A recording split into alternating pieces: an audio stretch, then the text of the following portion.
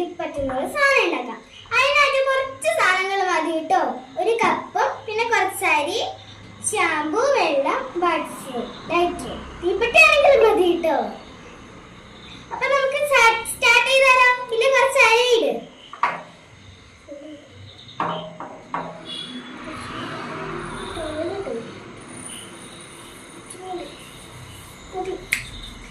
Okay, അപ്പൊ നമുക്ക് ഇനി കുറച്ച് വെള്ളം ഒഴിക്കാം.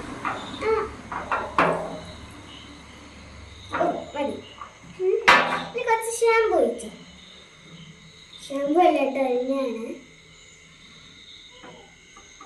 മതി.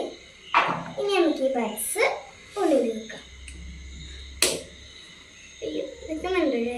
ഇത് ഷാമ്പു അല്ല കേട്ടോ, വെളിച്ചെണ്ണയാണ് ഒഴിച്ചത്. അപ്പൊ നമുക്ക് കത്തിച്ച് നോക്കാം. പപ്പ ഒന്ന് കത്തിച്ച്, ഞങ്ങൾക്ക് പേടിയാ.